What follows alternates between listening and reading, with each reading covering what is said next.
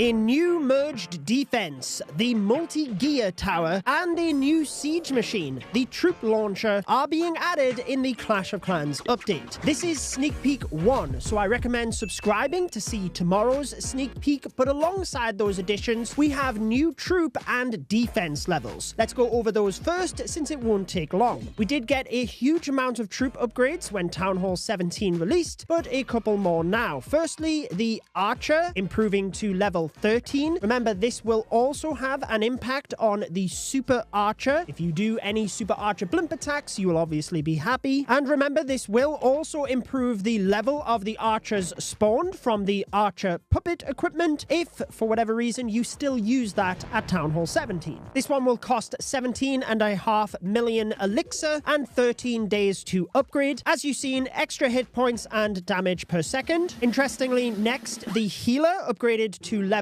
10, does get extra hit points, but it is only the hero heal that is increased. So it will help with queen charges, warden charges, anything like that. However, the heal to troops is not increased with this upgrade. When it comes to the healer puppet for the archer queen, the level of healers spawned was always below the maximum, so again, that will not be impacted. For the next upgrade, the P.E.K.K.A. to level 12, this will impact the level spawned if you use the siege barracks. I personally use that one in my attack right now, so an extra 500 hit points per P.E.K.K.A. and 60 damage per second. We then have the miner getting an upgrade to level 11. This will be helpful for any hybrid attackers, but at Town Hall 17 we see a lot of condensed bases, so the super variant in that of the super miner might actually be very helpful for this with the death damage. Upgrading the miner costs 21.5 million elixir with 14 days and 12 hours. These are without any gold pass perks, and whilst I am not verbally going over all of these, I will assure that all upgrade cost and times are displayed for anything throughout this video. We then have 2 dark elixir spells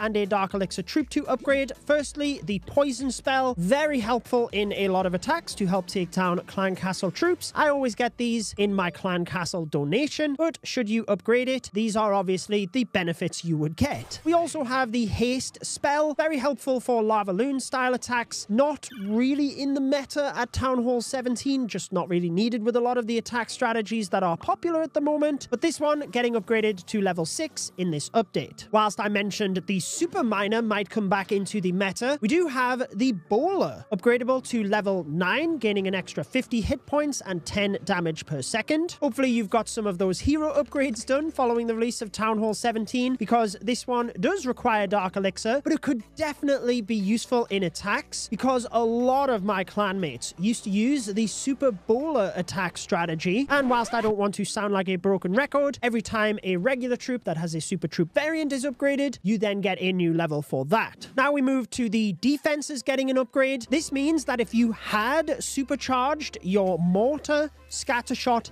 Expo, or Tesla prior to this update, those supercharge levels would now be removed since they are getting a new level. First up, we have the mortar to level 17. The design looks very menacing, but remember, it is the mortar. I guess it's always good for deterring flame flinger attacks, but it's not the top of my priority for upgrades. Being able to improve the splash damage around your base is massively important, so this is probably the defense that I will opt for first, apart from the new defense, which obviously we're going to get to. Moving along the current defenses that just get a new level, though, we also have the Expo. We did see that these 4 defenses were leaked a little while ago. I talked about them on my second channel. You can see that the progress bar is not quite at the maximum when it comes to the hit points and stats. That is because once you have upgraded any of these, you can then do the supercharge levels as well. However, the final defensive level is for the hidden Tesla, an extra 100 hit points and 10 damage per second. I have to say that aesthetically, the Tesla is my favorite out of these. I think just the theme of Town Hall 17 overall, I am a fan of. When it comes to supercharging these defenses, I would recommend supercharging all of them to level 1 before you then supercharge all of them to level 2. This is something that I advised when I gemmed Town Hall 17 to max on the first day, and I will be doing that following this update. The main reason for that, though, is that you improve the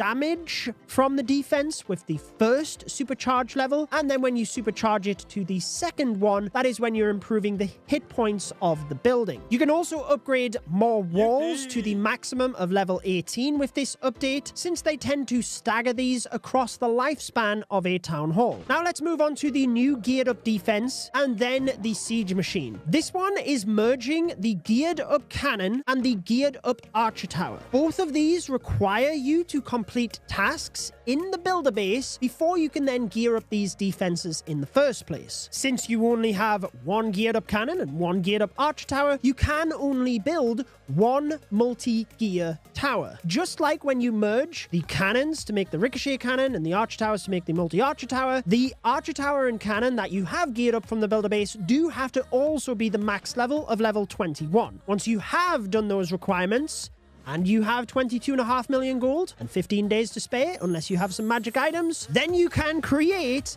the new multi-gear tower. Just like merging other defenses, this process cannot be undone once you start the merging process, and since you will be without two defenses during this time, it is something you would want to consider using a book to finish. Once this is built, remember to update your legends or your war base, because I see so many people that have gaps in their base from merging and then not updating their layout. However, once that is done, you can also upgrade the multi-gear tower to level 2. This will then be the maximum. 23 million gold and 16 days is what this will require. But notice, once you have completed this upgrade, unlike the other defenses I showed you in this video, you cannot supercharge this defense. You can use it in archer tower mode for longer range, which will be 12 tiles, but this fires slower, only dealing 320 damage per second. Or you can switch it to what you can think of as cannon mode, where it has a shorter range of 8 tiles, but a lot faster firing rate, dealing 644 damage per second. The other advantage of this defense is that the 644 damage is made up of a number of shots via burst firing, which means it can also take down a swarm of troops faster. But if there is higher HP troops and less of them, then it can concentrate that fire onto them as well. The important thing to note is that whether you are in archer tower mode or you are in the cannon mode, they both fire at ground and air targets. So it's really whether you want greater coverage around the base or more damage output, which is what I will probably opt for. Now, I will talk about this more on my second channel, since that is where I have discussion-based Clash of Clans content, but I don't really like the implementation of this defense. I like the defense, the concept of it, everything like that. I'm just not over the moon that builder base is now a requirement.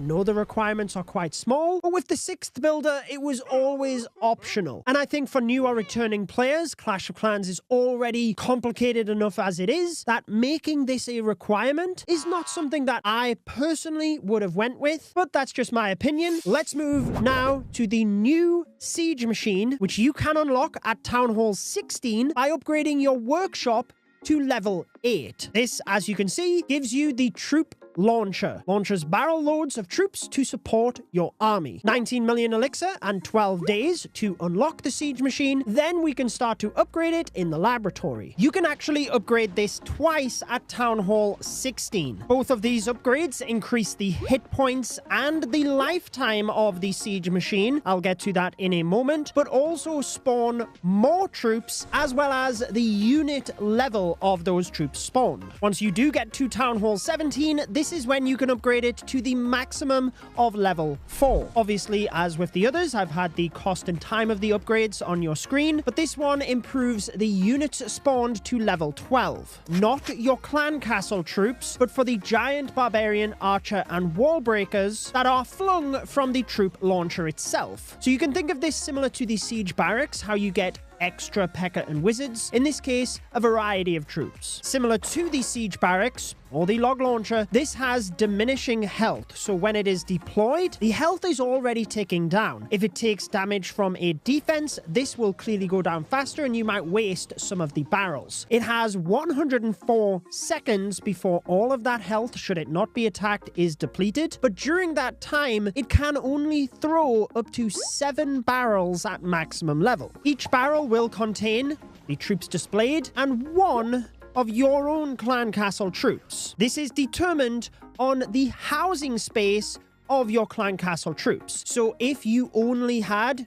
2 dragons, well then the first 2 barrels would contain 1 dragon each. If you had a barbarian, a wizard, a hog rider, a baby dragon, and then a dragon, they would all come out in that order, 1 per barrel. Should you have more than 7 clan castle troops, they will all come out on the final barrel, but it is a bit strange to have your clan castle troops slowly distributed like this alongside the others. Should the troop launcher take damage and lose all of its health, any remaining barrels will not be thrown. However, your clan castle troops are not wasted. They will just be all deployed where it is destroyed. The only other mechanic you need to know is that the barrels will be thrown when more than 1 housing space is deployed. Whenever I would deploy 1 barbarian, it didn't work, and yet 1 minion would allow the first barrel to be thrown, and in majority of situations, the giant barbarians, archers, and wall breakers that are then spawned are enough to trigger the next barrel, and so the cycle would continue. Spells, such as the skeleton spell, unfortunately will not trigger the troop launcher, even though that would be cool to fling your clan castle troops into the middle of the base, but heroes will trigger